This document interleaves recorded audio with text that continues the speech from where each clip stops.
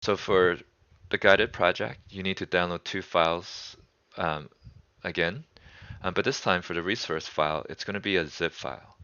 And the way to treat zip file is that you need to extract it. And the way to do that on a Windows computer is to right click on it and select extract all. And it's good to see what you're extracting, so that go ahead and have that checked. And once it opens, it's just another folder, but if you double click on it, it's a collection of 8 pictures, and you'll be using this in the guided project today. Okay. And let's go ahead and go through the checklist. So open the cycling file, which I have up right here, and click the enable editing button. So you can see that I have it up today. So I need to click it to be able to edit it. And I'm not going to change the file, so that's done. For 3A, it's asking me to change the top, bottom, left, and right margins to 0.5 inch or half an inch. Click ignore if you get an error message about margin settings. So to go to layout and then click on margins, and you can always go to custom margins, but if you notice the narrow preset, it's already set to 0.5. So it's just much easier just to select the preset, the narrow preset. Okay, so that's done.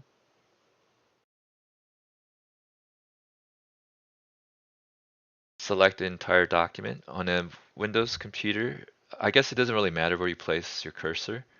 On a Windows computer, you can hit Control A. On a Mac, is Command A. Click the Table button in the Insert tab Tables group, and then select Convert Text to Table. So go to Insert, Table, and then Convert Text to Table is the third option from the top. Okay, and then it's asking us to set number of columns to 1, which is already it's at. Select the auto fit to window, which is the third radio button. Select the paragraph radio button, but it's already selected, so I don't need to do that. And then click OK to close the box. And this is what happens when you convert it to a table. Oh wait, I need to select, I don't need to select it again because you can tell it's already still selected because it's all grayed still. But I do need to go to the borders in the layout. So you notice that there's two layouts now, one on the left and one on the right. The layout you want to interact with is the one on the right when it's blue text. It's the table layout. Oh, well, I guess I'll stick to the table design. And here for the borders button, I want to select no borders. And this is where I need to go to layout. And then want to click on Veiled Grid Lines. So I already have that selected, but if it's not selected, this is what it looks like. And when it's selected, you can see the dashed line. So before you can check 3i off, make sure you can see the dashed lines. Now we want to insert a column in merge cells. So place the insertion point in the first cell, right here. And then we want to insert a column to the right of the existing column. So the way to do that is go back to the table design layout, or actually stay in the layout tab. Yeah. And if I zoom in really quick, you notice there's an insert right option in the rows and columns section. So I'm going to go ahead and do that. And then I'm going to zoom out. And now you notice there's a second column now. Select the entire second column and apply the normal style. So if I go back here, it's already selected still. If somehow, if it's not selected, like in this case, you can easily reselect the entire second column if I zoom in again. And if I hover over the border of the top cell, you notice the pointer changes to a black arrow. Click, and that selects the entire second column. Okay. And then we want the normal style. So to do that, just go back to the Home tab and go to the Styles and select Normal. And you notice when you did that, the red line disappears from the second column. You notice because of the 1080 screen, I have to kind of like scroll between uh, back and forth widthwise on my document. So you might need to do that on your monitor depending on its size.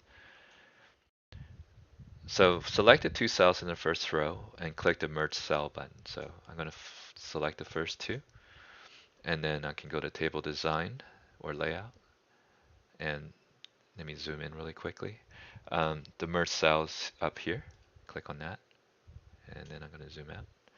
And then the top row is merged. Select the cells in the second column in rows 2 to 4 and click the Merge Cell button. So I'm going to go ahead and do that. So 2, 3, 4, and then select the Merge Cells. Okay. So this way I'm grouping the cell in the second column with the sections of like the first day on the first column. And then we need to repeat this step 4D multiple times throughout the entire document. So what that means is we'll be doing it, yeah, 8 times. Makes sense, right? Because we have 8 images in the resource file. All right, so let's go ahead and do that. Here's something neat. So I'm gonna go ahead and I'm gonna zoom in really quick. Oh, no, that's not a good zoom. Let's try this zoom. That's better.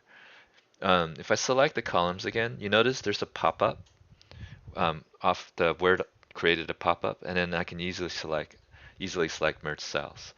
And this is helpful, especially when you're going towards the bottom of the document instead of selecting and going all the way up and click merge cells. Let me zoom out. You can just do it wherever you selected the cell. So let me go ahead and do that. Oops, these first three, I believe.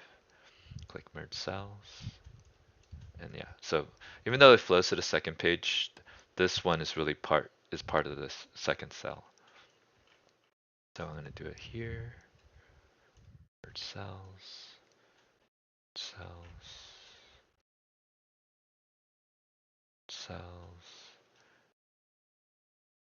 So I'm going to do it. Oh, one last time.